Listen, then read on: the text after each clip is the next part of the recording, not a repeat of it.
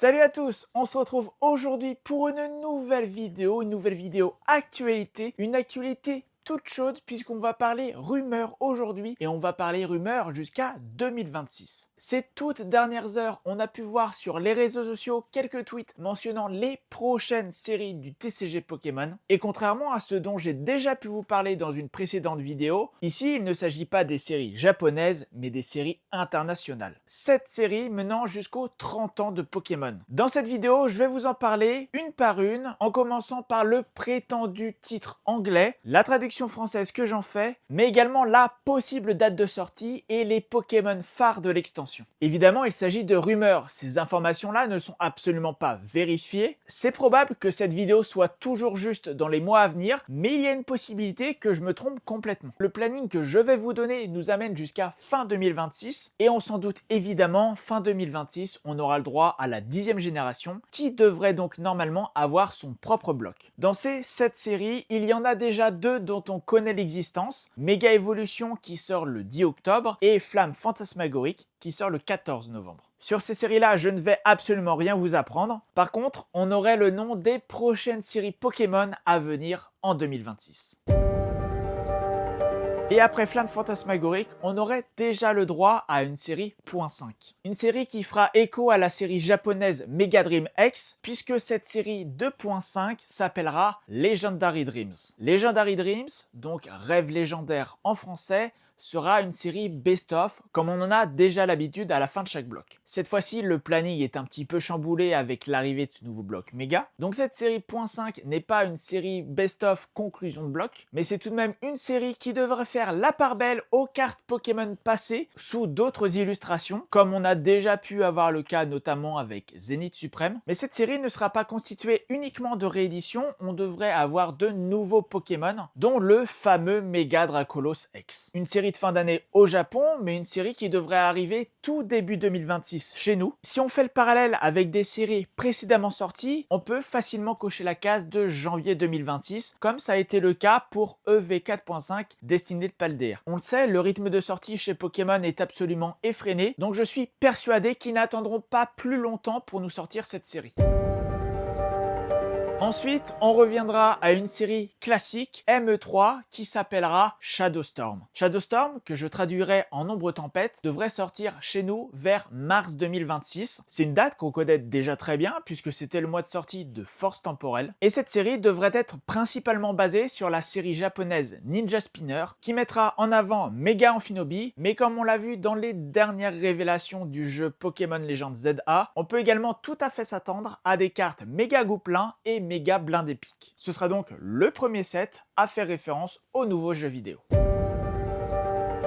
2 petits mois plus tard, vers mai 2026, on devrait avoir le droit à une grosse série Emerald Surge. Emerald Surge, que je traduirai en Vague Émeraude, sera très certainement une combinaison de Emerald Storm et de Abyss Eye. Emerald Storm qui serait consacré à Mega Rayquaza et Abyss Eye qui pourrait être consacré à Mega Léviator. Mais ce pourrait être tout aussi bien l'occasion d'introduire dans le TCG Mega Raichu X et Mega Raichu Y, puisque ce seront les vedettes du prochain DLC Mega Dimension. Et quand on sait que EV8 Surging Sparks était consacré à Pikachu, on peut très facilement se dire qu'Emerald Surge ira dans la même direction.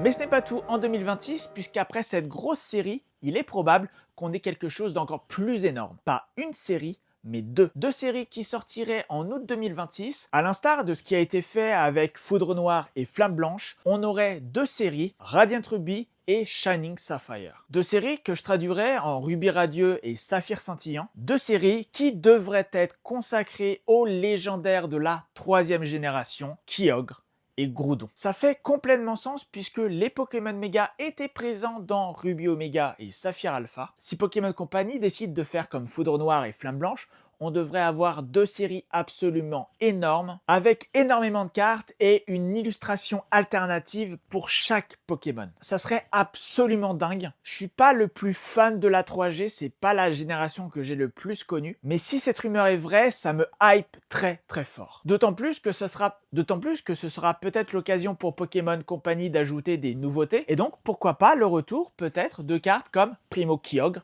et Primo Groudon. Absolument tout est possible avec Pokémon, donc ça me paraît pas un pari si risqué que ça.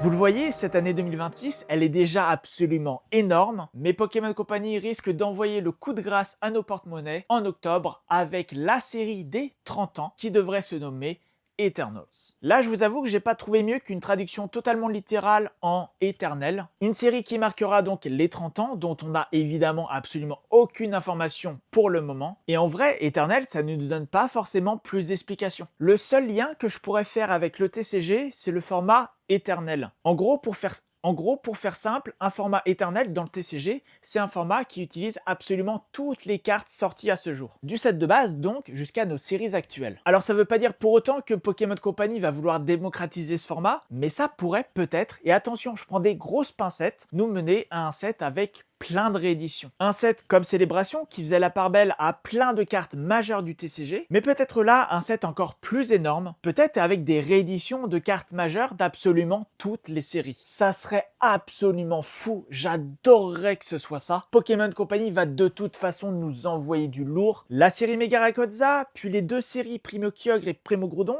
et après cette série des 30 ans, Pokémon Company veut vraiment vider nos porte-monnaies. Ça promet vraiment du très très lourd pour l'année prochaine. J'ai tellement hâte d'y être. Mais je crains que cette apothéose, in fine, fasse pas mal de mal au hobby. Si les stocks et la production n'augmentent pas dès maintenant, je crains que le scalping soit au summum de sa forme. Et si ces 3 dernières extensions venaient à être limitées, à être compliquées à trouver en magasin, je pense qu'il y a beaucoup de gens qui, une fois les 30 ans passés, vont quitter le navire Pokémon. C'est quelque chose que je n'espère pas, mais on est actuellement tellement dans une bulle spéculative que ça va finir par éclater à un moment ou à un autre. En tout cas, pour le moment, réjouissons-nous d'avoir un planning comme celui-ci. Si ces rumeurs sont vraies, l'année 2026 va être absolument dingue. Voilà, c'est tout pour cette vidéo actualité. J'espère qu'elle vous aura plu. Si c'est le cas, n'hésitez pas comme d'habitude à mettre un like et un commentaire sous cette vidéo. Et n'hésitez pas évidemment à vous abonner et à mettre la cloche. On se retrouve très très vite pour de nouvelles vidéos. En attendant, portez-vous bien.